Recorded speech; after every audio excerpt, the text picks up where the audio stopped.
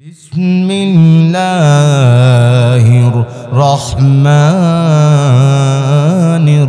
الرحيم قل اللهم مالك الملك تؤتي الملك من تشاء وتنزع الملك ممن تشاء وتعز من تشاء وتذل من تشاء بيدك الخير إنك على كل شيء قدير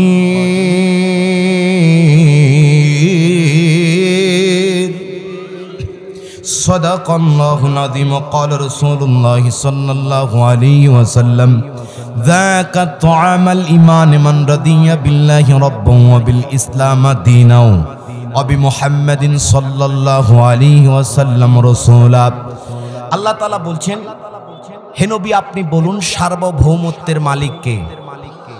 আরো জোরে বলেন।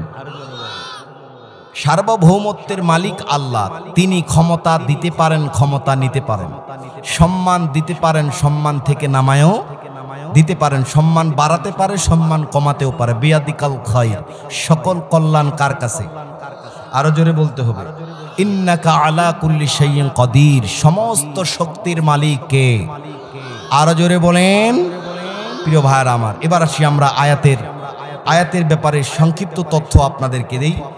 যেই আয়াতে কারিমা আমি পড়েছি, সূরাটিতে সর্বমোট 200টি আয়াত আছে। জোরে বলেন কয়টি? এই সূরাটি মদিনায় অবতীর্ণ হয়। সূরাটির 33 এবং 34 নং আয়াতে কারিমায় ইমরানের কথা বলা হয়েছে। সেই শব্দটিকে কেন্দ্র করে, সেই নামকে কেন্দ্র করে সূরাটির নামকরণ করা হয়েছে। প্রিয় ভাইরা, তথ্য হচ্ছে মুসলিম শরীফের 804 নম্বর হাদিস।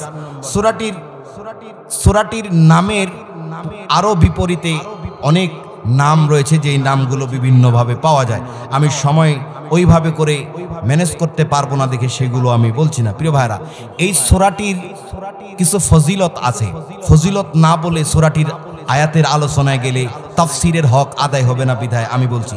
হাদিস শরীফের মধ্যে এসেছে, ওই মুসলিম শরীফের 804 নম্বর হাদিস, আল্লাহ রাসূল বলেন যে 2টি সূরা আছে, যেই 2টি সূরা কিয়ামতের দিন বান্দার জন্য আল্লাহর কাছে জান্নাতের সুপারিশ করবে।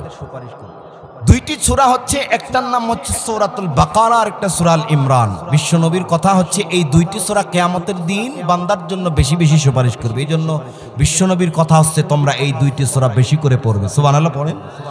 আবার বিশ্বনবী মুহাম্মদুর রাসূলুল্লাহ সাল্লাল্লাহু আলাইহি ওয়াসাল্লাম বলেন, শুধু তাই নয়, এই সূরাগুলো কিয়ামতের ময়দানে যারা বেশি বেশি পড়বে তাদের উপরে পাখির ঝাঁক অথবা মেঘের খণ্ড হিসেবে তার মাথার উপরে সে তাকে ছায়া দেবে। আরো জোরে বলেন সুবহানাল্লাহ। এই জন্য আমরা বেশি বেশি যে সূরাগুলো পড়ব, তার মধ্যে সূরাতুল বাকারা, সূরা আল ইমরান আমাদের তালিকার মধ্যে অন্যতম রাখবো। পারবো কিনা ইনশাআল্লাহ? আরো জোরে বলেন। এবার আসি, সূরাটি নাজিল হয়েছে। এই সূরার এই আয়াত নাজিল হওয়ার পিছনে গুরুত্বপূর্ণ একটি ঘটনা আছে, গুরুত্বপূর্ণ প্রেক্ষাপট আছে। যেই ঘটনার প্রেক্ষিতে আয়াত নাজিল হয়, এই ঘটনা না বললে তাফসির বোঝা যায় না। প্রিয় ভাইরা আমার, রাসূল করিম সাল্লাল্লাহু আলাইহি সাল্লামের জামানা যখন ইসলামের প্রসার ঘটতে শুরু করলো, সমস্ত জায়গায় যখন ইসলাম বলা শুরু করলো, তখনই কাফের মুশরিকদের মাথা ঘোরা শুরু হলো। যেমন বিগত 15 বছরে তাদের মাথা ঘুরেছে। কার মাথা ঘুরেছে? এদেশে বিগত 15 বছরে ফেসিবাদ শাসন যারা কায়েম করেছিল। কথা কয় না? এখনো ভয়। আমার বন্ধুগণ, ইসলাম যখন চতুর্পার্শ্বে ছড়ানো শুরু হলো, কাফের মুশরিকদের মাথা ঘুরা শুরু হলো। এখন তারা পরিকল্পনা করলো যে এই ইসলাম যেন যা ছড়ানো হয়েছে এর বাহিরে আর যেতে না পারে। যদি যায় তাহলে মুহাম্মদের ইসলাম যখন এই ভূখণ্ডে বিজয় হয়ে যাবে, তখন আমাদের আর কিছু। এর জন্য তারা পরিকল্পনা করলো যে আমরা কাফের, মুশরিক, মুনাফিক আর যা আছি সব একটা জোট বাঁধবো। কি বাঁধবে? মুহাম্মাদের ইসলাম যেন তীব্র গতিতে না ছড়াতে পারে, আমরা সকলেই যারা মুহাম্মাদের বিরোধিতা করি সকলে মিলে একটা জোট বাঁধবো, আর আমাদের লক্ষ্য উদ্দেশ্য থাকবে মুহাম্মাদের সাথে যুদ্ধে লিপ্ত হয়ে এক বিশাল গণহত্যা চালাবো, যেই গণহত্যার মধ্যে মুহাম্মদ সহ মুহাম্মাদের দলের যত মুসলমান আছে সব সেই দিন আমরা মেরে সারখার করব। এই পরিকল্পনা তারা যখন করলো, বিশ্বনবী মুহাম্মদুর রাসূলুল্লাহ সাল্লাল্লাহু আলাইহি ওয়াসাল্লামের কাছে খবর আসলো। মুহাম্মদ জানতে পারলেন যে তারা এই পরিকল্পনা করেছে। যখন মুহাম্মদ জানতে পারলেন তখনই মুহাম্মদ সাল্লাল্লাহু আলাইহি সাল্লাম মুসলমানদেরকে ডেকে সাহাবায়ে কেরামদেরকে ডেকে পরিকল্পনা করলেন যে তারা যখন যুদ্ধের জন্য অগ্রসর হয়ে যেন আমাদের কাছে সহজে না আসতে পারে, এই জন্য যেই রাস্তা তারা অনুসরণ করবে ওই রাস্তার মাঝখানে খন্দক খনন করা হবে, খাল খনন করা হবে। আমার বন্ধু, এই জন্য ইতিহাসের পাতায় ওই যুদ্ধটাকে খন্দকের যুদ্ধ বলা হয়েছে, আছে না নাই? খন্দক খনন করা হবে। কথাগুলো ভালো করে শুনবেন, আমি বেশি ব্যাখ্যায় দেব না, খালি টাচ করতে করতে যাব। খন্দক খনন করা হবে, আর এই খন্দক খননের জন্য দায়িত্ব দেওয়া হলো 10 জন খুঁড়বে 40 হাত পর্যন্ত, আবার 10 জন খুঁড়বে 40 হাত পর্যন্ত, দায়িত্ব সেট করে দেওয়া হলো। সাহাবায়ে কেরাম খন্দক খনন করা শুরু করলেন। ইতিহাসের স্বাক্ষর, তাফসীরের কিতাবগুলোতে আয়াতের ব্যাখ্যায় যে ঘটনাগুলো বর্ণনা করা হয়েছে সেখান থেকে যে বিষয়গুলো লক্ষ্য করা যায়, ওই 10 জন সাহাবী যখন 40 হাত খননে ব্যস্ত। এখন খন্দক খনন করতে গেলে খিদা লাগবে কিনা? আরো জোরে বলেন না কেন? খিদা লাগবে। খিদা লাগলে খেতে হয়। আবার খাওয়ার পরে প্রসাব পায়খানার চাপ আছে না নাই? যদি প্রসাব পায়খানার চাপ আসে আর প্রসাব পায়খানার জন্য যদি 1 জন 2 জন করে দৌড়াদৌড়ি শুরু হয়, কাজের ব্যাঘাত ঘটবে কিনা? ঘটনা বলছে, ইতিহাস বলছে, তাফসীরের কিতাবের বর্ণনা বলছে, ওই সময় সাহাবায়ে কেরাম চিন্তা করলেন যদি কাজের ব্যাঘাত ঘটে, এই টেনশন তো মাথায় আছে, যেন কাজের ব্যাঘাত না ঘটে তার জন্য তারা না খেয়ে সেই দিন ইসলামের জন্য 40 হাত খননে তারা লেগে গেছেন। না খেয়ে, কোনো খাওয়া চলবে না, খাবো আর প্রসাব পায়খানা দৌড় মারবো একজন করে, আমি এখন সলিমুদ্দিন আরেকবার, কলিমুদ্দিন আরেকবার, তখন তো এদিকে কাজ পড়ে থাকবে আর শত্রু বাহিনী আসার তো টাইম খুব কাছাকাছি। এই জন্য তারা সিদ্ধান্ত নিল কোনো খাওয়া চলবে না, না খেয়ে ক্ষুধার্ত হৃদয়ে, পেটে ক্ষুধা প্রচন্ড, এই অবস্থায় হলেও খন্দক খনন করতেই হবে। আমার বন্ধুগণ, এই অবস্থায় আপনার আমার পক্ষে সম্ভব নয়, তাদের পক্ষে সম্ভব। কেন তাদের পক্ষে কেন সম্ভব? সম্ভব একটাই কারণ, তাদের পেটের মধ্যে ক্ষুধা, হৃদয়ের মধ্যে ক্ষুধা, কিন্তু অন্তরে আল্লাহর প্রতি দৃঢ় বিশ্বাস এবং ঈমান ছিল। ঠিক কিনা বলেন? আর আমাদের আল্লামা এটাই বলেছে, ভারত শোনো, তোমার অস্ত্র শস্ত্র ভূখণ্ড জনপদ মানুষ বেশি হতে পারে, আমার দেশের মুসলমানের যে ইমানি একটা অস্ত্র আছে, এই অস্ত্র দিয়া যদি কাটা শুরু হয়, তুমি মদিয়া তোমার দিল্লি বাংলাদেশে পরিণত হতে 2 মিনিট লাগবে। ঠিক কিনা বলেন? আমার বন্ধুগণ, সাহাবায়ে কেরাম খন্দক করা শুরু করলেন। চলছে খন্দক খনন করা। হঠাৎ করে একখানা প্রস্তর খণ্ড বের হলো। সাহাবায়ে কেরাম যখন পাথর খণ্ডটাকে পেলেন, এবার তারা চেষ্টা করছে কিভাবে ভাঙা যায়। ভাঙার জন্য হাজার চেষ্টা করলেও পাথরটাকে ভাঙা গেল না। বিশ্বনবী মুহাম্মদুর রাসূলুল্লাহ সাল্লাল্লাহু আলাইহি ওয়াসাল্লামের কাছে খবর গেল, ইয়া রাসূলুল্লাহ, ইয়া হাবিবাল্লাহ, একখানা পাথর খণ্ড পাওয়া গেছে যেটা আমরা কেউ ভাঙতে পারছি না, আপনি যদি একটু হেল্প করেন, আমাদেরকে সহযোগিতা করেন, তাহলে সহজ হয়। বিশ্বনবী তৎক্ষণাৎ উপস্থিত হলেন। হওয়ার পরে এবার একখানা কোদাল নিলেন। কোদাল নিয়ে যখন আল্লাহর নামে পাথরে আঘাত করলেন, সঙ্গে সঙ্গে পাথরখানা দ্বিখণ্ডিত হয়ে গেলেন। যখন দ্বিখণ্ডিত হয়ে গেল, সঙ্গে সঙ্গে ওইখান থেকে এক ধরনের আলো স্ফুলিঙ্গ উথিত হওয়া শুরু হলো, চমকাতে শুরু করলো। বিশ্বনবী মুহাম্মদুর রাসূল সাহাবায়ে কেরামকে জিজ্ঞেস করলেন, তোমরা কি জানো এই আগুনটা কেন বের হলো, আলোটা কেন চমকাইলো? সাহাবায়ে কেরাম বললেন, ইয়া রাসূলুল্লাহ, ইয়া হাবিবাল্লাহ, আমরা তো জানি না। বিশ্বনবী বললেন, শোনো, এই আলো দিয়ে আমার আল্লাহ আমাকে ইয়েমেনের প্রাসাদগুলো দেখিয়েছে, যেই প্রাসাদগুলো দেখানোর মানে হচ্ছে অদূর ভবিষ্যতে মুসলমানরা এই ইয়েমেনকে বিজয় করবে। দ্বিতীয় আরেকবার আঘাত করলেন, দ্বিতীয়বার আবার আঘাত করলেন, আবার আলো উত্থিত হলো, আবার এক দেশ দেখানো হলো, আবার আলো উঠিত হলো, তিনবার 3 দেশকে দেখানো হলো। বিশ্বনবী বললেন এই 3 দেশকে আলো দিয়ে আল্লাহ ইশারা দিয়ে বোঝালেন, মুসলমানেরা শোনো, যত দিন হোক, যত দিন পরেই হোক, মুসলমানরা এই দেশগুলোকে বিজয় করবে। আমার বন্ধু, তাহলে লেটেস্ট খবরের সাথে মিলায় দেখেন মুসলমানরা সিরিয়া বিজয় করছে কিনা।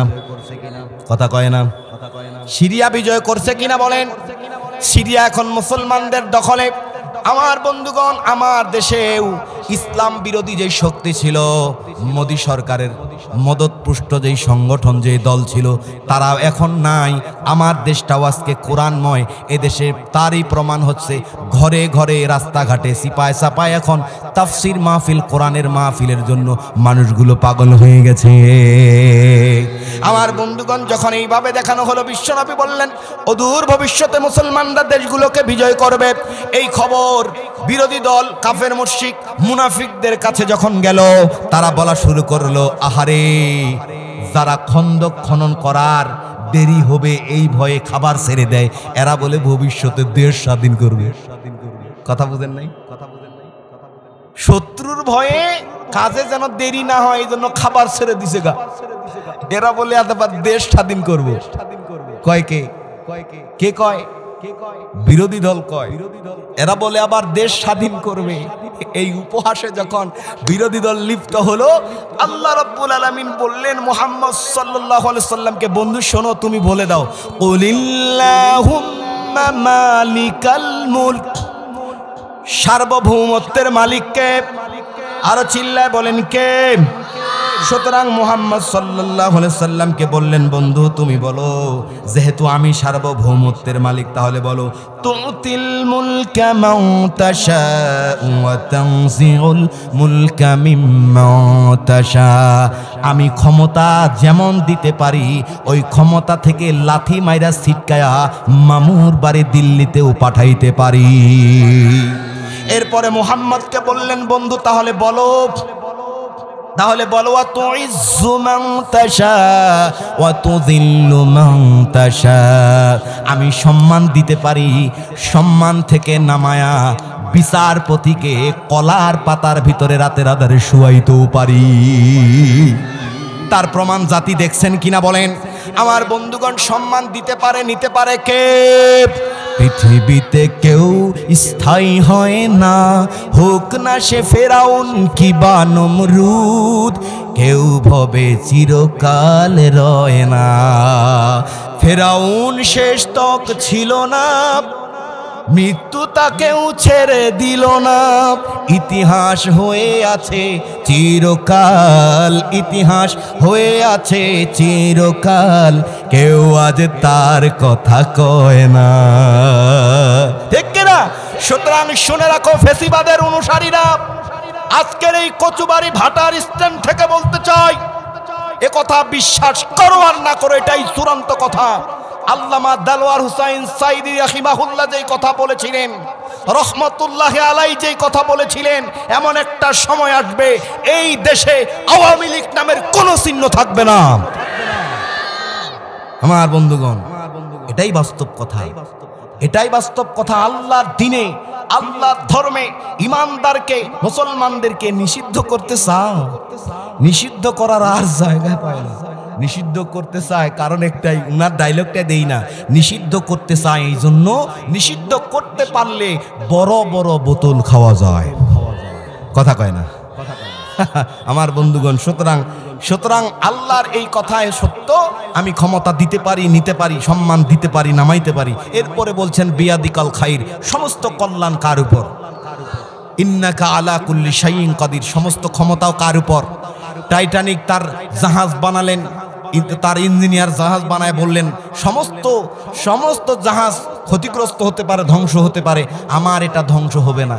আল্লাহ কয় এত বড় পাওয়ার, সমুদ্রের মাঝখানে গিয়ে ডুবাই দিলেন কে? তারা যখন ক্ষমতায় ছিল, তারাও বলেছিল 40 সাল পর্যন্ত আমরাই আছি। কথা বলেন, 40 সাল পর্যন্ত কে আছে? আমরাই। পাওয়ার দিছে কেডা? দিল্লি। কথা কয় না, আমরাই থাকবো 40-41 সাল, আমরা, এর আগে ক্ষমতা যাবে না। আল্লাহ কো, আরে তোমার চাইতে বড় মাতবর আছে নমরুদ আর ফেরাউন। কথা কয় না। নমরুদের মাথার ভিতরে মশা ঢুকায় দিছি আর তার পাবলিকের সিস্টেম করে দিছি। নমরুদ নিজের মুখে বলেছে, কয় পিডাও, জুতা উঠায় মাথায় খালি পিডাও। এমন পিটানি পিটাইছে সিস্টেমে মাথা ফাইডা ফুটটুস। কথা কয় না, বুঝেন না কথা। ফেরাউন তোমার চাইতে বড় মাতবর ছিল। সমুদ্রের মাঝখানে গিয়া যখন তার সঙ্গপঙ্গ সব ধ্বংস, ফেরাউন এবার হাবুডুবু খাওয়া মাত্র শুরু, মাথা উঁচু করে বলে, আল্লাহ ভুল করছি, বাঁচতে চাই। কি করতে চাই? বাঁচতে চাই। বাঁচার সুযোগ এখান থেকে আর হয় না। ঘোষণা যখন একবার হয় মৃত্যু, তখন ডুবেই মরা লাগে। কথা কয়, আরো জোরে বলেন। সুতরাং নমরুদ ফেরাউন যেখানে টিকতে পারে নাই, সেখানে তুমি আল্লাহর সামনে বলো 40-41 সাল আমি থাকবো, বিএনপিও নাই, জামাতও নাই, তোমার এই পাওয়ার দিছে কাটা। ইন্নাকা আলা কুল্লি শাইইন কাদির। সুতরাং 15 বছর যাওয়ার পর 16 বছরে যখন আবার ভোট চুরির স্পর্ধা দেখালো, আল্লাহ কয় দাঁড়াও। গণ আন্দোলনের মুখে 45 মিনিট সময় নিয়া, চোরের অপবাদ নিয়া বাংলাদেশ ছেড়ে মামুর বাড়ি দিল্লিতে জায়গা হলো। আরো জোরে কন আমার বন্ধুগণ। তাহলে আমরা আয়াতের ব্যাখ্যার দিকে যাব, কান লাগান। আল্লাহ রাব্বুল আলামিন আয়াতের প্রথম শব্দ কুলিল্লাহুম্মা মালিকাল মুলক, সার্বভৌমত্বের মালিক কে? আরো জোরে বলেন, আল্লাহ তাআলা। প্রিয় ভাইরা, সার্বভৌমত্ব এই শব্দটি ইংরেজিতে যদি আমরা রাষ্ট্রবিজ্ঞানে খুঁজি, তাহলে এটি একটি ল্যাটিন শব্দ, ইংরেজি শব্দ। এই শব্দটাকে সুপার মোস্ট বলা হয়। এই সার্বভৌমত্বের মালিক কে হতে পারে? রাষ্ট্রবিজ্ঞানের তত্ত্বমত, রাষ্ট্রবিজ্ঞানের যে ভাষা, সেখানে বলা হয়েছে একটা রাষ্ট্রের সংস্কার সংস্করণের ক্ষমতা যার থাকে, নীতি নির্ধারণের ক্ষমতা যার থাকে, তিনি সার্বভৌমত্বের মালিক হয়। কিন্তু ইসলাম একটু ব্যতিক্রম। ইসলাম বলে কুলিল্লাহুম্মা মালিকাল মুলক, সার্বভৌমত্বের মালিক কে? আরো জোরে কোন। এই ইসলামপন্থীরা যারা কোরআনে বিশ্বাসী, হাদিসে বিশ্বাসী, তারা যুগের পর যুগ এই কথাই বলতে চেয়েছে যে সার্বভৌমত্বের মালিক আল্লাহ। একটা দেশের সরকার সার্বভৌমত্বের মালিক হতে পারে না। ইমানদার হলে এই কথাটাকে বিশ্বাস করতে হবে, যেই দলের মানুষ হোক না কেন। কোরআনকে তো ওভারটেক করার সুযোগ কারণেই। কথা কয় না? সার্বভৌমত্বের মালিক কে? কে বলছে? আমার কথা না। সুতরাং এই ইসলামপন্থীরা এই কথাটাকে বলতে গিয়ে যুগের পর যুগ তাদেরকে নিষিদ্ধ করার ষড়যন্ত্র চলেছে। কথা কয় না। তাদের প্রতীকবাদ, সর্বশেষ কয় দলবাদ। ইসলামকে নিষিদ্ধ করার ক্ষমতা মানুষের থাকে বলেন। আমি আপনারা কই দিলাম তুই নিষিদ্ধ, তুই নিষিদ্ধ, তাহলে আমি কি? দুইজনে যদি আমার থেকে চলে যায়, আমি তো অটোমেটিক এমনি নিষিদ্ধ। কথা মনে বুঝেন নাই? শ্রোতা যদি একটাও না থাকে, বক্তা তো এমনি বাতিল। কথা কি বোঝা যায়? একজনও শ্রোতা নাই, বক্তা বসে আছে, মাহফিল চলবে। আর শ্রোতা হাজার হাজার বক্তা ওয়াজ করছে, তাইলে মাহফিল চলবে। তাইলে আমার ডানপন্থী, বামপন্থী, ওই পন্থী, সেই পন্থী সব নিষিদ্ধ। তুই আওয়ামী লীগ একাই থাকবি কই? তুই তো অটোমেটিক নিজেই নিষিদ্ধ। ঠিক কিনা? আল্লাহ উপর দিকে চায় দেখে কয় তুই নিষিদ্ধ করস রে, আর আমি তো করতাম না। ইউরিদুনা লিইউতফিউ নূরাল্লাহি বিআফওয়াহিহিম। আমি তো আমার নূরকে ছড়ানোর জন্যই পাঠিয়েছি মুহাম্মদ সাল্লাল্লাহু আলাইহি সাল্লামের মাধ্যমে। সুবহানাল্লাহ পড়েন আমার বন্ধুগণ। তাহলে সার্বভৌমত্বের মালিক হয় আল্লাহ। এবার আসেন, সার্বভৌমত্বের মালিক একটা দেশের সরকার হতে পারে না, আল্লাহ হতে পারে। এর কিছু বৈশিষ্ট্য জানলে পরে আমরা বুঝতে পারবো।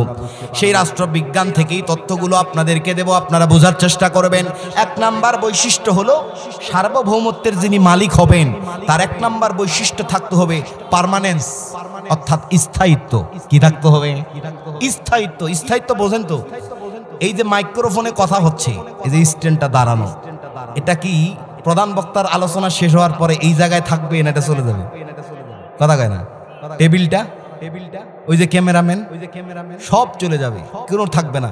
তার মানে বোঝা গেল এটা কয়েক ঘন্টার জন্য, এরপরে। তাহলে এটা কি স্থায়িত্ব? স্থায়িত্ব হচ্ছে এই যে মসজিদ যতদিন কিয়ামত হবে না ততদিন থাকবে। কথা কয় না? তাহলে সার্বভৌমত্বের মালিক যিনি হবেন তার ভিতরে একটা বৈশিষ্ট্য সর্বপ্রথম যেটা থাকবে, রাষ্ট্রবিজ্ঞানে বলছে, সেটা হচ্ছে পার্মানেন্স, বাংলাতে হচ্ছে স্থায়িত্ব। সুতরাং স্থায়িত্ব কোন সরকার হতে পারে। এক সময় বিএনপির ভাইরা ছিল, তারপরে আওয়ামী লীগের ভাইরা আসলো, এখন আওয়ামী লীগ গেছে গা, এখন আরেক ভাই আসবে। এটা কি স্থায়িত্ব বলে? কথা কয় না। স্থায়িত্ব এখন জামাত ইসলামও যদি ক্ষমতা পায়, আবার জামাত ইসলামের ভাইরা খুশি হয়েন না, জামাত ইসলামের ভাইরা ক্ষমতা পাইলো 2, 4, 5 বছর পাওয়ার পরে হেরাও গেছে গা, এটা কি স্থায়িত্ব হলো? হলো বলেন? সুতরাং যেই ক্ষমতায় স্থায়িত্ব নেই, যেই সরকারের স্থায়িত্ব নেই, যার পাওয়ারের স্থায়িত্ব নেই, সে সার্বভৌমত্বের মালিক হতে পারে না। সার্বভৌমত্বের মালিক হতে পারে তিনি, যিনি আল হাইয়ুল কাইয়ুম। চিৎকার দিয়ে বলেন সুবহানাল্লাহ। সূরাতুল বাকারার আয়াতুল কুরসি পড়ি না আমরা? আল হাইয়ু শব্দটা সেখানে আছে, পার্মানেন্স, স্থায়িত্ব। আল হাইয়ু একই শব্দের অর্থ হচ্ছে একটাই, স্থায়িত্ব যার, সার্বভৌমত্বের মালিকও তিনি। কথা কি বুঝাইতে পারছি? নাম্বার 2 বৈশিষ্ট্য, সার্বভৌমত্বের মালিক যিনি হবেন, যিনি সকল ক্ষমতার মালিক হবেন, আসমান জমিনের পৃথিবীর মালিক যিনি হবেন, তার 2 নাম্বার বৈশিষ্ট্য থাকতে হবে এস্টাবলিশড। এটা হচ্ছে চিরপ্রতিষ্ঠিত। এস্টাবলিশড অর্থ হচ্ছে প্রতিষ্ঠিত। সূরা বাকারার আয়াতুল কুরসিতে ওই ওর পরের শব্দ হচ্ছে আল কাইয়ুম, অর্থাৎ প্রতিষ্ঠিত, চিরপ্রতিষ্ঠিত, যার কোনো ক্ষয় নাই। চাকরি আজকে আছে গা, কালকে গেছে গা, ঠিক কিনা? তাহলে চিরপ্রতিষ্ঠিত আর স্থায়িত্ব পাশাপাশি বিষয়। যার চিরপ্রতিষ্ঠিত স্থায়িত্ব থাকে না, সে কিভাবে আল্লাহর জমিনের মালিক হতে পারে? মালিক একজনই, যার কোনো ক্ষয় নেই, তিনি আছেন, থাকবেন, মানুষ পৃথিবী সব ধ্বংস হবে, তিনি থাকবেন। চিৎকার দিয়ে বলেন তিনি কে? আরো জোরে বলতে হবে তিনি কে? পড়লে ধরা পাবে না কুল কিনারা, পাবে না কুল কিনারা, পড়বে ধরা পারবে না কুল কিনারা, পাবে না কুল কিনারা।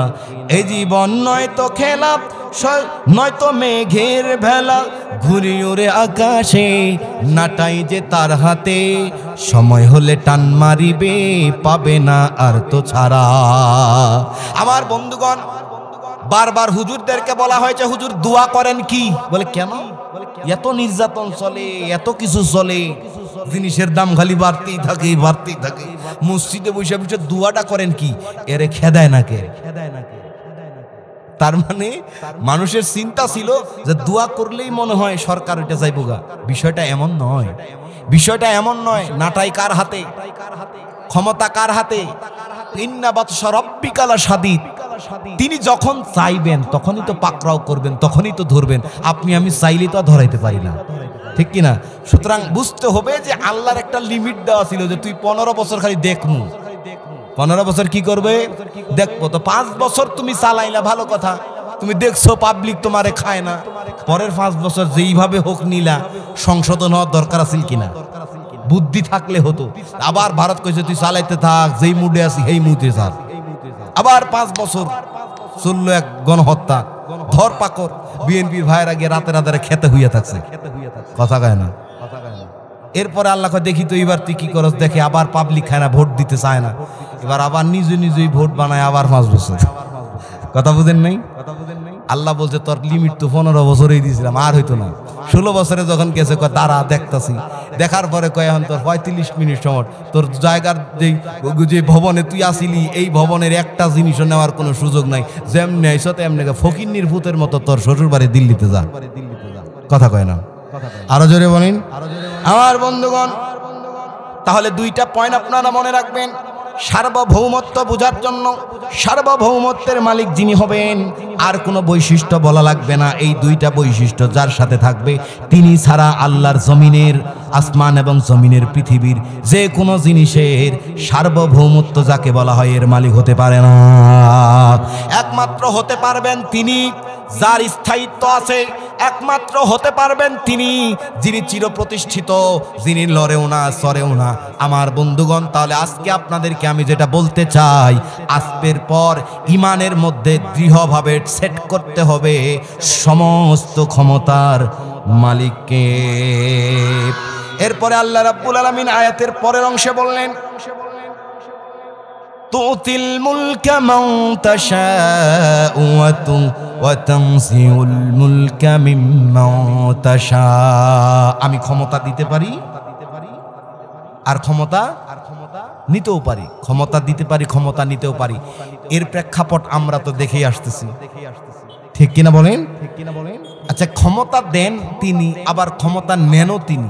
তাহলে এখানে একটা প্রশ্ন হয় না যে আচ্ছা হুজুর, ক্ষমতা যেহেতু আল্লাহ দিলেন, নিলেন গা কেন? প্রশ্ন হয় কিনা? ক্ষমতা যদি আল্লাহ দিছে তাহলে নিল কে? আবার নিল তো এমনে কইরা, নিল তো এমনে কইরা, এক একজন হাঁস আর মুরগি এমনে কইরা, এক একজন ছাগল এমনে কইরা, কেউ কান্ধে লইছে। দেখে নাই মনে হয়, এই দৃশ্য দেখেন নাই? দিল ক্ষমতা, নিল ক্ষমতা, তো এমনে কইরা। একটু ভদ্রভাবে বেচারি বলছে আমি একটা বক্তব্য জাতির উদ্দেশ্যে দিতে চাই, আমাকে এখানে সময় দেন। সেনাবাহিনীর প্রধান বলছে আর এই সুযোগ নাই, পাবলিক খেপছে। কথা কয় না, পাবলিক খেপছে, এই সুযোগ আর নাই। আমার বন্ধুগণ, তাহলে প্রশ্ন হয় যে দিল আবার নিল কেন? এই প্রশ্নের উত্তর কোরআনুল কারিমে আছে না নেই? আরো জোরে বলেন। আল্লাহ রাব্বুল আলামিন সূরা বাকারা 2 নম্বর সূরা 251 নম্বর আয়াতে আল্লাহ রাব্বুল আলামিন এর অ্যানসার বর্ণনা করেছেন। আপনারা খুব ভালো করে শুনুন। আল্লাহ রাব্বুল আলামিন বলেন, ওয়ালাউলা তাফউল্লাহিন নাস বা'দুহুম বিবা'দিন লিফাসাদাতিল আরদু ওয়ালাকিন্নাল্লাহা যু ফাদলিন আলাল আলামিন। আল্লাহ রাব্বুল আলামিন বলেন, আমি এক দলকে আরেক দল দিয়া প্রতিহত করি, বিতাড়িত করি, সরায় দেই। এর কারণ হলো একটাই, যদি একটা দলকেই আমি রেখে দেই তাহলে এই দুনিয়াতে বিপর্যয় তৈরি হয়ে যাবে। এর মানে হলো, এর অর্থ যদি বুঝতে চান তাহলে একটাই অর্থ, বিগত 15 বছর টানা থেকে দেশের 12টা বাজায় দিছে গা। আর যদি 5 বছর থাকতো, বিশ্বাস করেন আর না করেন, এই দেশটাকে ভারতময়ে পরিণত করত। এই জন্য আল্লাহ বলছে আমি এক দলকে আরেক দল দিয়া প্রতিহত করাই। একবার আওয়ামী লীগ চলে যাবে, একবার আমাদের বিএনপির ভাইরা আসবে, আবার যদি আল্লাহ কবুল করে জামাতের ভাইরাও আসবে, করলে জাতীয় পার্টি আসবে, ইসলামী দল আসবে। আনাবে কে? জোরে বলেন না। এভাবে করে আসবে, কিন্তু আমি তো স্থায়ী তাকে রাখবো না। কেন রাখবো না? যখন স্থায়ী থাকতেই থাকবে তখন তো বুঝবে সুপার মোস্ট সার্বভৌমত্বের মালিক তো আমি, ওই আমার উপরে আর কেডা আছে, আমি যা চাইবো তাই হবে। কথা কয় না। এই জন্য প্রথম যখন ক্ষমতায় আসে, সর্বপ্রথম পিলখানায় বিডিআর হত্যা চালাইছে। এরপরে আস্তে আস্তে করে প্রতিষ্ঠানের সমস্ত প্রধানগুলো দখল করেছে। এরপরে আস্তে আস্তে করে আমার বন্ধুগণ প্রশাসনের সমস্ত সেক্টরগুলোতে তার লোক ফিট করেছে।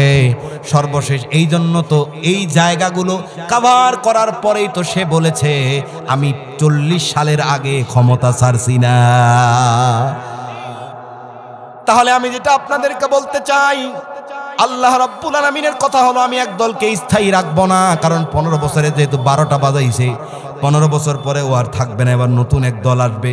সুতরাং এর থেকে আমাদের শিক্ষা কি? তাফসীর শুনলেন, আলোচনা শুনলেন, মজা লাগলো, মজা নিলাম, নিয়ে চলে গেলাম, শিক্ষা নিলাম না। শিক্ষা কি? এখান থেকেই আমাদেরকে নিতে হবে। আজকে যখন ওই সরকার চোরের অপরাধে, ফেসিবাদের অপরাধে ভেঙে গেছে 5 তারিখের পর থেকে, এখন মানুষদের ভিতরে প্রশ্ন, ক্ষমতায় কে আসবে? ঠিক না? কে আসবে ক্ষমতা? বিশাল এক প্রশ্ন, বিশাল এক চিন্তা। আরে যেই আসুক না, আনাবে তো আল্লাহ। আপনারও ক্ষমতা নাই, আমারও ক্ষমতা নাই। কথা কন। আপনি যতই কন আমার সমর্থন বেশি, আমি দাড়ি টুপিওয়ালা, আমি ইসলামপন্থী, আমি আল্লাহর কোরআনের কথা বলি, আল্লাহর জমিনে দিন কায়েমের কথা বলি, আল্লাহ যদি আপনাকে পছন্দ না করে, আপনাকে না দেয়, আপনি চাইলেই পাবেন? কথা কয় না, চাইলেই পাবেন না। তাহলে এক দলকে আরেক দল দিয়া প্রতিহত করাবে, কবে তুই যা, এবার তুই আয়। এর কারণ একটাই, আল্লাহ বলছে যদি এক দলকে একাধারে রেখে দেই, ওই দেশটার ধ্বংস করে ফেলবে। কার কথা? এই জন্যই আমি এক দলকে স্থায়ী রাখি না। তার মানে হচ্ছে আমি এই জন্য ক্ষমতা দেই, আবার ক্ষমতা নেই। আমার বন্ধুগণ, সুতরাং আমাদেরকে দৃঢ়ভাবে বিশ্বাস স্থাপন করতে হবে, যেহেতু আল্লাহ ক্ষমতা দেয়, আল্লাহ ক্ষমতা নেয়। সুতরাং আল্লাহর দ্বীনের উপর, আল্লাহর কোরআনের উপর, আল্লাহর বিশ্বাসের উপর আমাদের কোনো হস্তক্ষেপ রাখা যাবে না। ঈমানের পথে অবিচল থেকে আমার মরণ যেন হয় তোমারই কাছে মিনতি আমার, মহামহিম দয়াময়।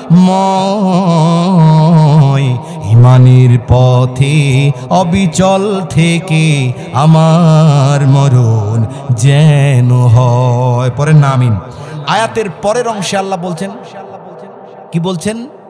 ওয়া তুইজ্জু মান তাশা ওয়া তুযিল্লু মান তাশা। সম্মান দেওয়া, সম্মান নেওয়া, সম্মান বাড়ায় দেওয়া, সম্মান কমায় দেওয়া কার উপর? আল্লাহ। আচ্ছা, এখন সম্মান কমায় দেওয়া, বাড়ায় দেওয়া এটা করেন কেন? প্রশ্ন আছে না নাই?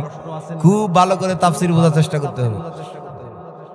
সম্মান দিলেন, সম্মান নিলেন, বেচারাকে বিচারপতি বানাইলো, এখন এই বেচারারে আবার কত কলা পাতা শুয়ে থাক।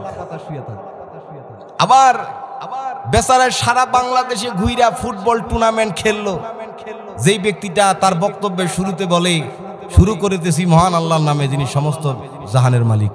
চিনেন কিনা আপনারা? চিনেন না? চিনেন না আপনারা?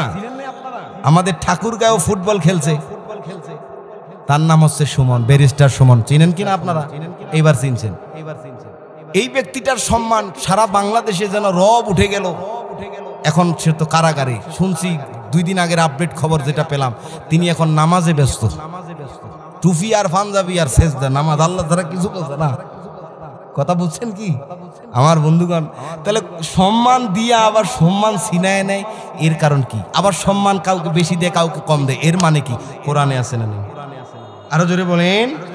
আল্লাহ রাব্বুল আলামিন কোরআনুল কারীমে সূরা যুখরুফ 32 নম্বর আয়াতে আল্লাহ রাব্বুল আলামিন বলেন, সুন্দর করে আল্লাহ এইভাবে করে আমাদের কথা বলছে, ওয়া রাফা'না বা'দুহুম ফাওকা বা'দিন দারাজাতিল লিয়াত্তাখিযা বা'দুহুম বা'দান সুখরিয়া। বলুন না আল্লাহু আকবার। আল্লাহ রাব্বুল আলামিন বলেন, আমি এক একজনকে এক এক উপরে সম্মানিত করি, সম্মান দেই, কারণ হচ্ছে যেন একজন আরেকজনকে দিয়া তার কাজ করায়া নিতে পারে। সবাই যদি ফ্যাক্টরির এমডি হয়, পিএম হবে কে? আবার সবাই যদি পিএম হয়, ইনচার্জ হবে কে? ইনচার্জ যদি সবাই হয়, সুপারভাইজার কে? সুপারভাইজার সবাই, তাহলে অপারেটর কে? অপারেটর সবাই, তাহলে লেবার কে? হেল্পার কে? কথা কি বুঝতেছেন? আল্লাহ বলছে আমি সম্মানের কম বেশি করি, কারণ হচ্ছে একজন যেন আরেকজনকে দিয়ে কাজটা তার করাই নিতে পারে। সবাই নেতা হবে, মিছিল করবে কেডা? কথা বুঝে না। কথা কি বুঝতে পারতেছেন আমার? সবাই নেতা হয়ে গেল, সব নেতার তো অভাব নাই, নেতার অভাব নাই। নেতাকে জিজ্ঞেস করলাম আচ্ছা দুয়ায় কুনুত কোন পরে? কয় জানাজার নামাজে। এই পাশে বুঝে নাই। দুয়ায় কুনুত কই পড়ে? জানাজার নামাজে। ও কয় জানাজার নামাজে, আর আমরা কোথায় পড়ি? পার্থক্য আছে না নাই? আবার জিজ্ঞেস করা হলো, তো মাশাআল্লাহ, বলুন তো হুজুর ফরজ কয়টা? হুজুর ফরজ 17টা। হুজুর তো এখন কি বলবে? সামনাসামনি গিয়ে শরম দেওয়া যায়, কইছে মাশাআল্লাহ। কি মাশাআল্লাহ? স্ত্রীর কাছে গেছে, স্ত্রীকে বলছে হুজুরের কাছে পাশ হইছি, হুজুর আমাকে মাশাআল্লাহ বলে দিছে। ঠিক আছে, মাশাআল্লাহ যেতে বলছে, ঘটনা কি? স্ত্রীর কাছে বর্ণনা দেয়, হুজুর আমাকে জিজ্ঞেস করেছে দোয়ায় কোন জায়গা পরে? আমি কইছি জানাজার নামাজে। তারপরে কি কয়? হুজুর ফরজ জিজ্ঞেস করছে যে হুজুর ফরজ কয়টা? আমি কইছি 17টা। স্ত্রী কয় ওরে সর্বনাশ, 17টা কইছো, পাস করছো তুমি? আমি একসময় 20টা কইছি, তাই পাস করি নাই। যেমন নেতা তেমন কথা কয় না, যেমন নেতা তেমন। আমার বন্ধুগণ, আল্লাহ রাব্বুল আলামিনের কোরআনের কথা, আপনি যদি ইমানদার হন, আপনার সন্তান যদি ইমানদার হয়, আপনার গোটা পরিবার যদি ইমানদার হয়, আপনার স্ত্রী যদি ইমানদার হয়, মা বোনরা যেহেতু প্যান্ডেল থেকে আলোচনা শুনছে, বিশেষভাবে মহিলাদের আলোচনা তেমন করে করার সময় দ্বিতীয় বক্তার থাকে না, তারপরেও মাঝখানে দৃষ্টি আকর্ষণ করছি, পরিবারে যদি স্বামী ইমানদার, সন্তান ইমানদার, স্ত্রী ইমানদার হয়, তাহলে আল্লাহ রাব্বুল আলামিন কিয়ামতের দিন বলবে তোমাদের গোটা পরিবারকে আমার জান্নাতে থাকার সুযোগ দিলাম। এবার বলুন তো, আল্লাহর জান্নাতে আপনার সন্তান আদিকে নিয়ে থাকতে চান কি চান না? তাহলে এই আল্লাহর জান্নাতে থাকতে গেলে আপনি যেমন কোরআনের পথে, আপনার স্ত্রীকেও রাখতে হবে কোরআনের পথে। আপনি কোরআনের কথা বলবেন, মসজিদের ইমাম, মসজিদের খতিব, আপনি বিশাল দরবেশ, আর আপনার স্ত্রী সবাইকে চেহারা দেখাবে। এই দরবেশি দিয়ে আল্লাহর কাছে কোনো ঝামেলা হবে নাকি? কথা কয় না? হবে হবে হবে। আমি কিন্তু কই নাই। ইমাম সাহেব বিশাল দরবেশ, স্ত্রীকে দেখে মানুষ জবাব দিয়ে আছে না নাই? কথা কয় না? আছে। আর আল্লাহ বলছে তুমি ইমানদার, তোমার বউ ইমানদার, তোমার সন্তানাদি ইমানদার। তুমি যে আল্লাহর দল দল করো, তুমি যে কোরআনের কথা বলো, তুমি যে সত্যের কথা বলো, দেশের কথা বলো, তোমার স্ত্রীকেও তাই বলা লাগবে, তোমার সন্তানদেরকেও তাই বলা লাগবে। তাহলে সেদিন বলবো গোটা ইউনিটটাকে আমার জান্নাতে এক জায়গায় থাকতে দাও। কিন্তু তুমি এক দল, তোমার সন্তান আরেক দল, তোমার বউ আবার আরেক দল, এইটা দিয়ে একসাথে জান্নাত হতো আমার বন্ধুগণ।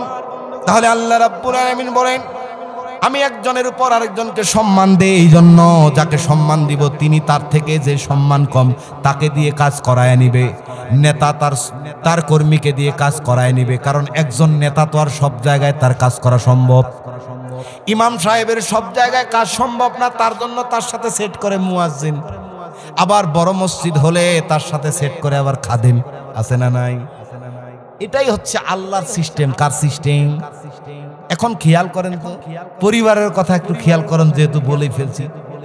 আর রিজালু কাওয়ামুনা আলান নিসা, আল্লাহ বলছে পরিবারে স্ত্রীর উপর নারীর উপরে কর্তা, অধিকার, দায়িত্ব, অভিভাবক একমাত্র তার স্বামীর, পুরুষের। সুবহানাল্লাহ বলবেন না? মহিলার দায়িত্ব, মহিলার অভিভাবকত্ব হচ্ছে তার স্বামীর। যদি বিয়ে না হয় তার ভাই, যদি বাবা থাকে বাবা। আমার বন্ধুগণের কারণ কি? এখানে ইসলাম কেন এইভাবে করলো? আপনি একবার নজর করে তাকিয়ে আমার কথা শোনার চেষ্টা করেন। যদি পরিবারে বলা হতো স্বামীর যা দায়িত্ব স্ত্রীরও তা, স্বামী যা করবে স্ত্রীও তা করবে, তাহলে আপনি সাইকেল চালা বাজারে যাবেন, স্ত্রীও যাবে। কথা কি বোঝা যায়? আবার আপনি বাজার করবেন, স্ত্রীও বাজার করবে। আজকে আপনি, কালকে স্ত্রী। ঝামেলা হবে কিনা? হবে হবে না? অবশ্যই ঝামেলা হবে। আপনাকে দিয়ে যেই কাজ হবে পরিবারে, স্ত্রীকে দিয়ে সেই কাজ করানো যায়? যদি এইটা খালি একবার বলতো, এমনিতেই তো মহিলারা খেপা থাকে, যদি খালি বলতো সমান সমান, তাইলে বলতো আজকে তুমি বাজারে গেছো, কালকে আমি যাবো। টেহা তুমি 500 খরচ করছো, আমিও 500। প্রত্যেকটা দিন পরিবারে ঝগড়া, একসময় পিডানিও শুরু হতো। ঠিক কিনা বলেন? আমার বন্ধুগণ, আল্লাহ রাব্বুল আলামিনের বিধানগুলো খুবই শান্তিদায়ক। আল্লাহ রাব্বুল আলামিনের বিধানগুলো খুবই গুরুত্বপূর্ণ। আল্লাহ তাআলা এই জন্য একটা পরিবারে নারীর উপরে ক্ষমতা দিলেন স্বামীর। জোরে বলেন সুবহানাল্লাহ। তার মানে এই নয় যে আপনাকে যেহেতু ক্ষমতা দিছে, স্ত্রীকে যেমনে দরকার হেমনে খালি পিডাইবেন। যাবে নাকি? বউ ফিডেন না? আছে অনেকে এইখানে স্বীকার করতো না। আপনাকে ক্ষমতা দিছে দেখেই আপনি খালি স্ত্রীকে ফিডাবেন, তা হবে না। এটা সম্মান আপনাকে দিল বেশি, যে আপনি সব কিছু দেখবেন, ভালো মন্দ বুঝবেন, কিন্তু স্ত্রীকে স্ত্রীর জায়গায় রেখে তাকে সম্মান করে, মমতা দিয়ে, ভালোবাসা দিয়ে আগলে রাখবেন। সুবহানাল্লাহ পড়বেন না? আমার বন্ধুগণ, তাহলে ইমানদার পরিবার টোটাল ইউনিটটাকে আল্লাহর জান্নাতে দিবেন কে? আরো জোরে বলতে হবে কে? আমরা সেই আল্লাহর জান্নাতে থাকতে চাই। আল্লাহ তাআলা আমাদের সকলকে জান্নাতে কবুল করুন। আরো জোরে বলেন আমিন। এবার বলছে আল্লাহ তাআলা বিয়াদিকাল খায়র, সমস্ত কল্যাণ কার উপর? আল্লাহর উপর। তাহলে ক্ষমতা দিলেন, ক্ষমতা নিলেন, সম্মান দিলেন, সম্মান নামায় দিলেন, সম্মান বেশি করে দিলেন, সম্মান কম করে দিলেন, মাঝারি দিলেন। এই সমস্ত কিছুর ভালো মন্দ কার কাছে? আয়াত কি বুঝতে পেরেছেন? জোরে বলেন। এর পরের অংশে আল্লাহ বলছে ইন্নাকা আলা কুল্লি শাইইন, সমস্ত ক্ষমতার মালিক কে? এই যে ক্ষমতা দিছে, ক্ষমতা নিছে, সম্মান বাড়াইছে, সম্মান নামাইছে, সব কিছুর কল্যাণও তার হাতে। এই জন্য আল্লাহ বলছে ইন্নাকা আলা কুল্লি শাইইন কাদির, সমস্ত ক্ষমতার মালিক কে? আরো জোরে বলতে হবে সমস্ত ক্ষমতার মালিক কে? সুতরাং সমস্ত ক্ষমতার মালিক হচ্ছে আল্লাহ, আর আমরা এর উপরে পরিপূর্ণ বিশ্বাস রেখেছি, রাখি। এই জন্য হাজারবার যদি ভারত আমাদেরকে বিপর্যস্ত করতে চায়, বারবার যদি এদেশের সম্পদের উপরে ভারত হস্তক্ষেপ করতে চায়, এদেশের মুসলমান সেই ইমানি দীপ্ত চেতনা নিয়ে যখন গর্জে উঠবে, ভারত তুমি শুকনো পাতার মতো হাওয়ায় উড়ায়া যাবা। যদি আমার দেশের সীমানা বন্ধু মুছে দিতে কেউ চায়, যদি আমার মাটির ধন সম্পদ লুটে নিতে কেউ চায়, যদি আমার সাগরে আমার পাহাড়ে ভেড়ায় লোভের চোখ, আমি প্রতিবাদী জলে উঠবই, তবে যা হবার তাই হোক। এই শান্ত সবুজ পতাকায় যদি পরে শকুনের থাবা, শক্ত বারুদ জাতি নিয়ে ফের খেলে যদি কেউ দাবা, কোটি মানুষের প্রাণের কোটিরে আগ্রাসনের হাত যদি কেউ বাড়ায়, তবে আবার যুদ্ধ হবে। চল চল চল ঊর্ধ্ব গগনে বাজে মাদল, নিম্নে উতলা ধরণী তল, অরুণ প্রাতের তরুণ দল, চল রে চল রে চল, বলেন না, চল চল চল ঊর্ধ্ব গগনে বাজে মাদল, নিম্নে উতলা ধরণী তল, অরুণ প্রাতের তরুণ দল, চল রে চল রে চল। নারায়ে তাকবীর। আমরা দেশকে কম ভালোবাসি না। দেশকে ভালোবাসার প্রতিফল হচ্ছে 1971 সনে দীর্ঘ 9 মাস যুদ্ধ করে এই বাঙালি জাতি দেশকে স্বাধীন করেছি। কথা বলেন। আমার দেশের মুসলমানেরা, আমার দেশের মানুষেরা তর তাজা রক্ত রাজপথে বিলীনের মাধ্যমে যুদ্ধে লিপ্ত হয়ে সংগ্রাম করে দেশকে স্বাধীন করেছি 1952 সালে। আবার ভাষা আন্দোলনে আমাদের ভাষাকেও আমরা বিজয় করেছি। আমার বন্ধুগণ, সর্বশেষ এসে 2024-এও নতুন করে নিজের ঘরে যুদ্ধ করে দেশকে আবার পরিষ্কার করেছি।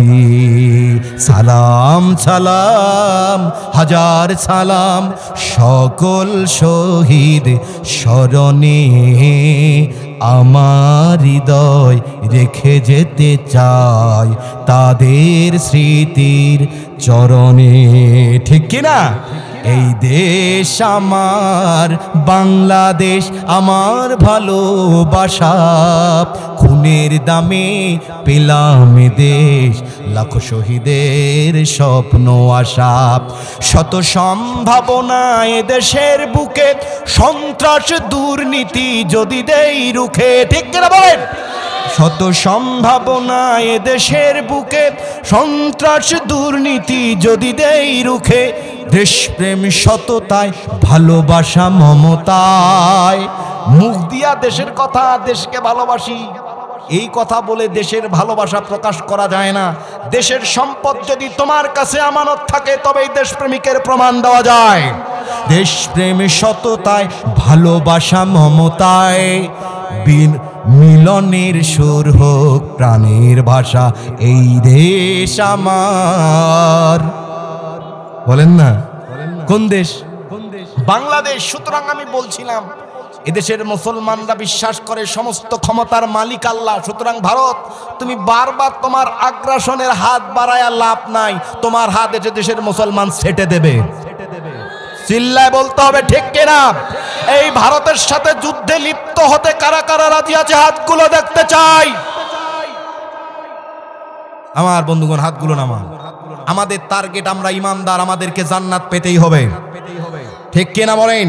এই জান্নাতকে পাওয়ার জন্য যদি আবার কোন দল এসে বলে তোমাকে ক্রস ফায়ার দেব, আবার কোন দল এসে যদি বলে তোমাকে 3 বছর 4 বছর কারাগারে থাকতে হবে, আবার দল এসে যদি বলে তোমাকে আমি তোমার স্ত্রী পুত্র সন্তান থেকে পৃথক করে গুম করে রাখবো, তারপরও হাজারবার বলবো, যেই আল্লাহর উপর ঈমান আনা হয়েছে, যেই আল্লাহর দ্বীন বিজয়ের সংগ্রামে নেমেছি, হাজার হাজারবার জীবন দিলেও সেই আল্লাহর দ্বীনের সংগ্রামে আমি লিপ্ত হয়েই থাকবো। আমার বন্ধুগণ, সুতরাং দামিয়ে রাখার সুযোগ মুসলমানদের ভারতের কোনো সুযোগ নাই। বুঝে থাকলে ঠিক কিনা বলেন? আপনারা প্রস্তুত আছেন তো? আছেন তো? আবার যখন শুরু হবে তখন আপনারা এই কথা বলবেন না তো যে আপনি যান, আমি একটু পরে আইতেছি। কথা কয় না? আমালেকা গোত্রের সাথে যুদ্ধ করার জন্য, জেরুজালেমের ভিতরে ঢোকার জন্য, জেরুজালেমে প্রবেশের জন্য আল্লাহ রাব্বুল আলামিন আমালেকা গোত্রের সাথে যুদ্ধ করতে হবে এই নির্দেশ দিলেন। তার পয়গম্বর মুসা আলাইহিস সালামকে বললেন, তুমি তোমার জাতিকে নিয়ে তাদের সাথে যুদ্ধ করবা। যুদ্ধ করলে এই যুদ্ধে আমি তোমাদেরকে বিজয় করব। চিৎকার দিয়ে বলেন সুবহানাল্লাহ।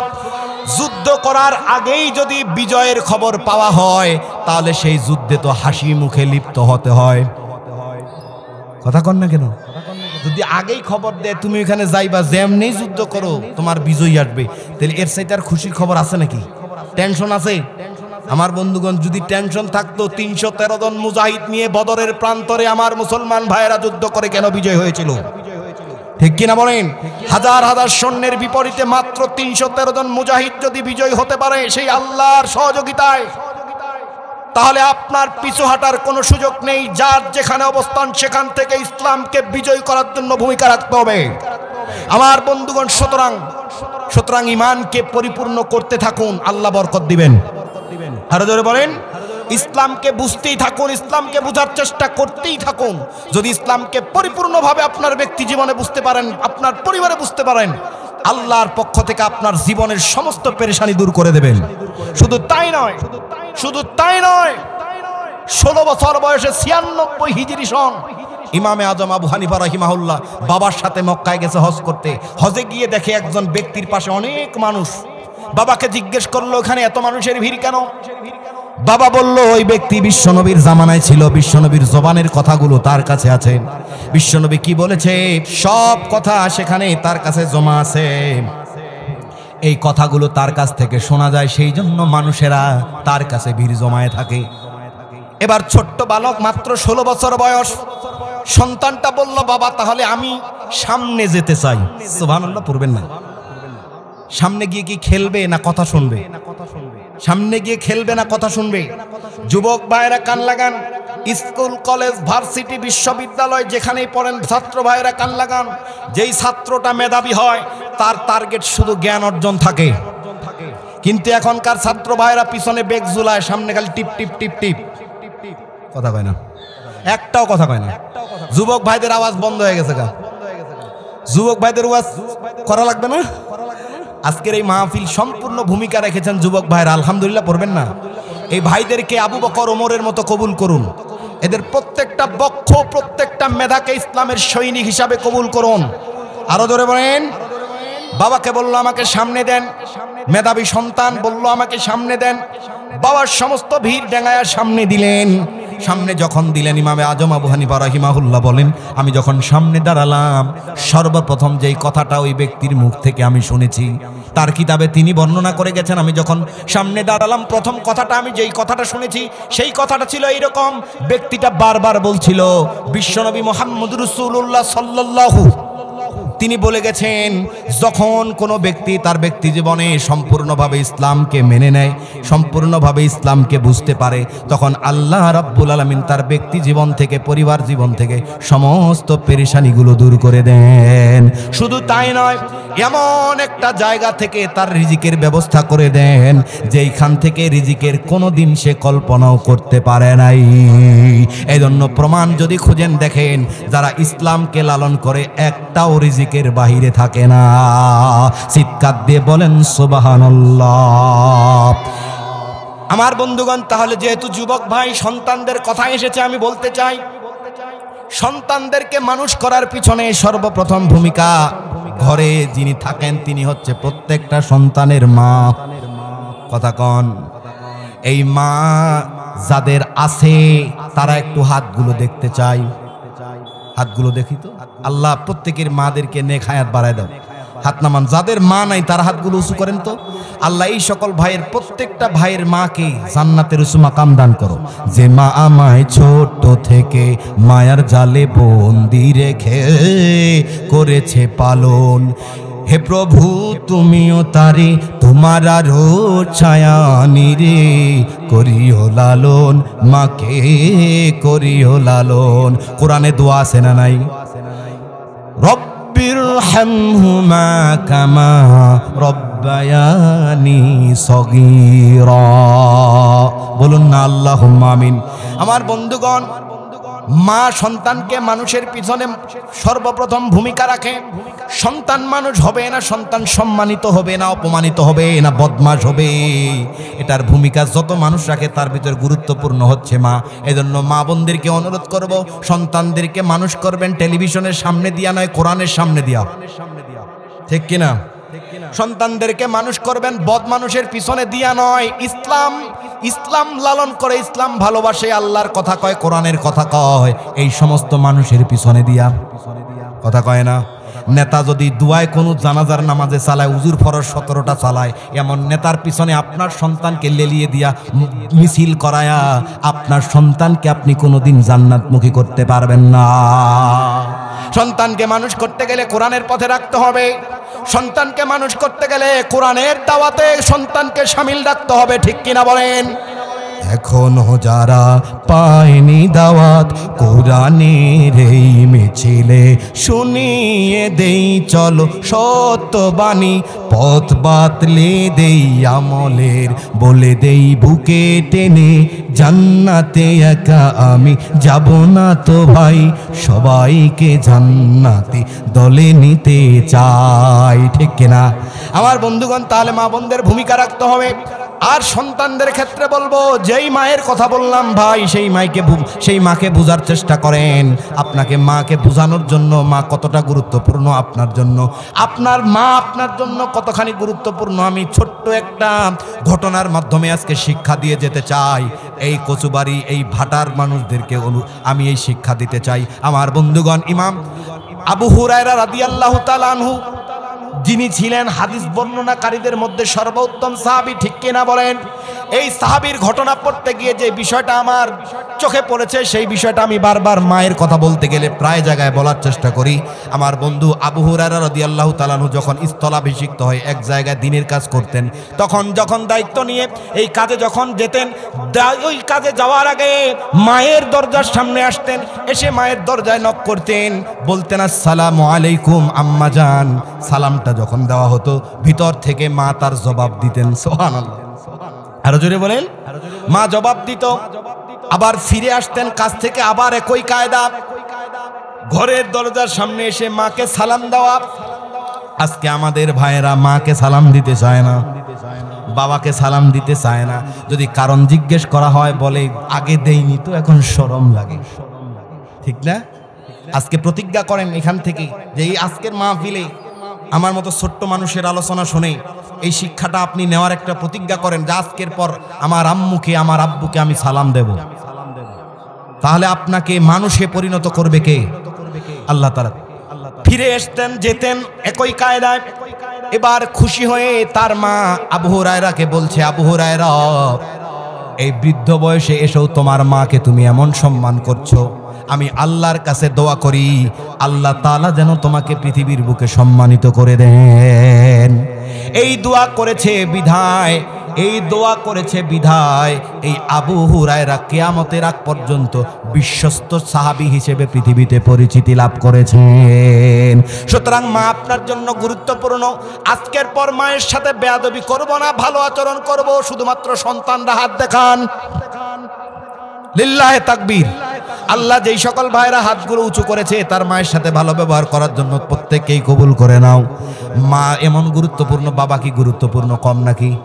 আল্লাহ রাসূলকে জিজ্ঞেস করা হলো, বাবা মার অধিকার কি সন্তানের উপর? মা হাক্কুল ওয়ালিদাইনে আলা ওয়ালিদিহিমা। আল্লাহ রাসূল বললেন, হুমা জান্নাতুকা ওয়ান নারুক, তারা তোমার জান্নাত, তারা তোমার জাহান্নাম। সুবহানাল্লাহ পড়বেন না? তার মানে আপনি পিতার খেদমত করে, তার অধিকার আদায় করে, তার হক আদায় করে, মায়ের হক আদায় করে পরে আপনাকে জান্নাতে যেতে হবে। যদি আপনার পিতার হক, আপনার মাতার হক আদায়তে আপনার ঘাটতি থাকে আর আপনি ইসলামী আন্দোলনে আপনার জীবন শেষ করে দেন, জান্নাত এত সোজা নয়। কথা কয় না?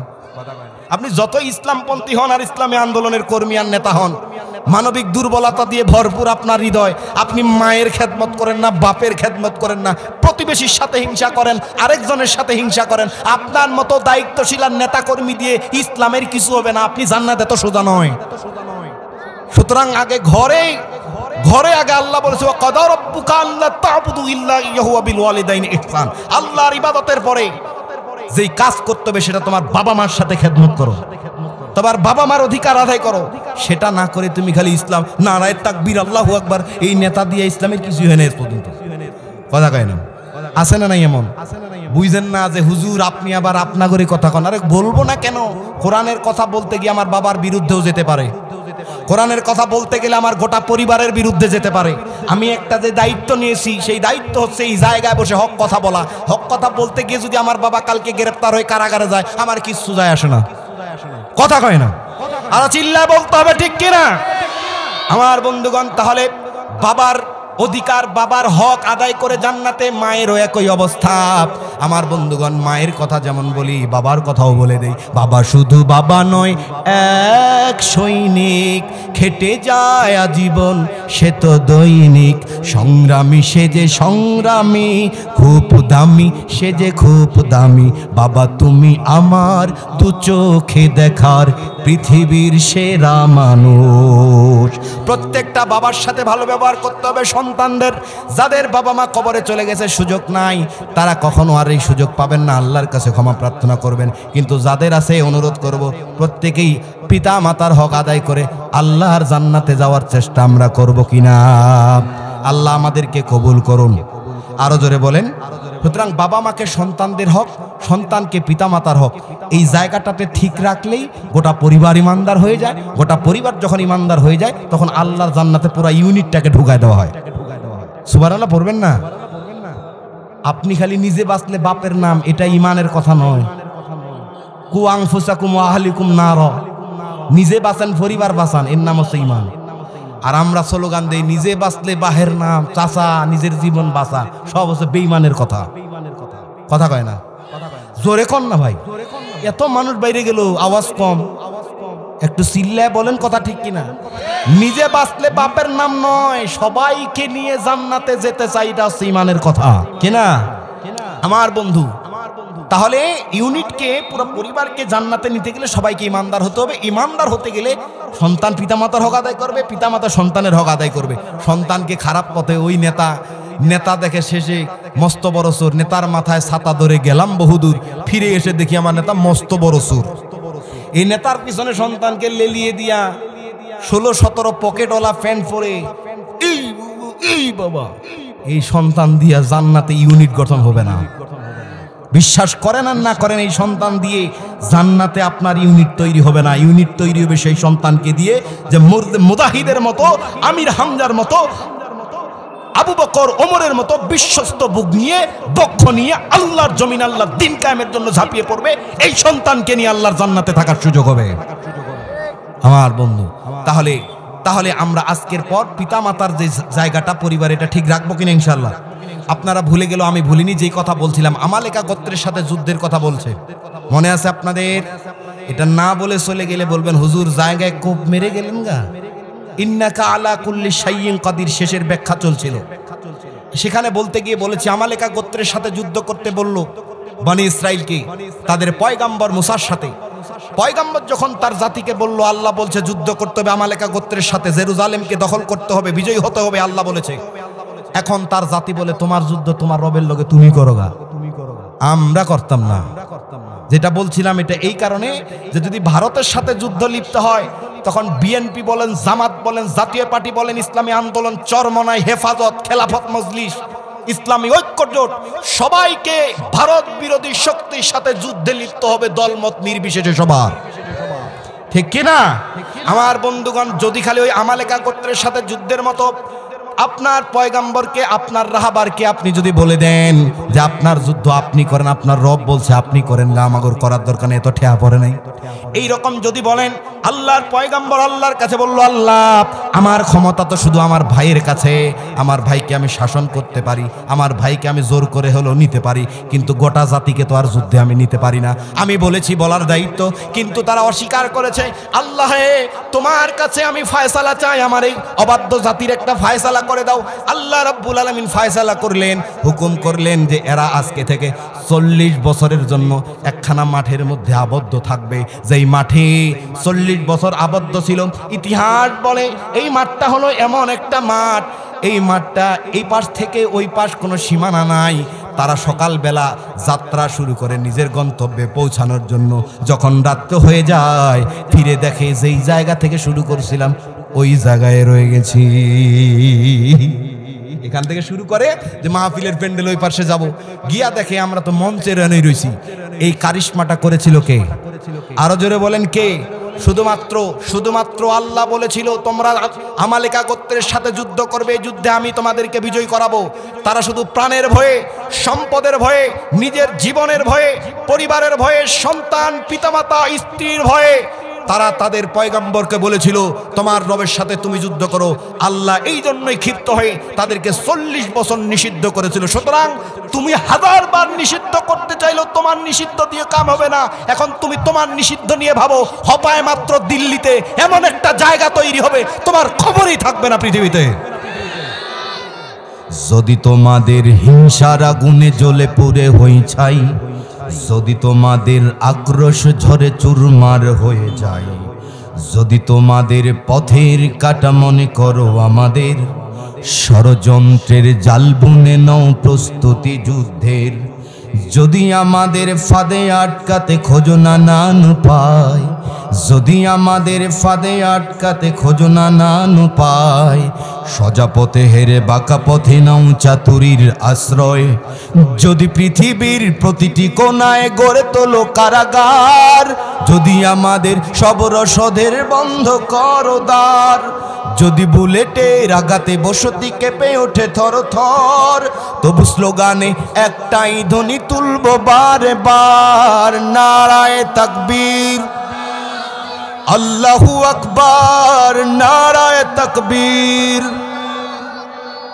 গুম হয়ে গেছে ভাই তবু পথ চেয়ে থাকি বসে, শহীদ আবরার হয়ে সে যদি ফিরে আসে, পিতা মাতা হারিয়ে অবশ্যই সুখে দেখয়, বিচার করো হে প্রভু আমি নালিশ দিয়ে যাই, নরপিশাচ সীমারের দল জানো না এই খবর, আমরা তো সেই উত্তরসূরি বেলাল সুমায়ার। ঠিক কিনা বলেন? নরপিশাচ সীমারের দল জানো না এই খবর, আমরা তো সেই উত্তরসূরি বেলাল সুমায়ার। মুমিনের কাছে ইমানের চেয়ে দামি নেই কিছু আর, শত আঘাতে তাকবীর ধ্বনি তুলবো বারে বার, নারায়ে তাকবীর, আর জোরে নারায়ে তাকবীর, আল্লাহু আকবার, নারায়ে তাকবীর। মেরেছ অনেক, সয়েছি ব্যথা, ঝরেছে রক্ত কত, তবু জিহাদের ডাক আসে যদি না শুকাতেই ক্ষত, ঘরে বসে কেউ রইব না কঠুন অজু হাতে, যাব রাজপথে জীবন বিলাতে আলী হামজার মতো। ঠিক না? মেরেছ অনেক, সয়েছি ব্যথা, ঝরেছে রক্ত কত, তবু জিহাদের ডাক আসে যদি না শুকাতেই ক্ষত, ঘরে বসে কেউ রইব না কঠুন অজু হাতে, যাব রাজপথে জীবন বিলাতে আলী হামজার মতো।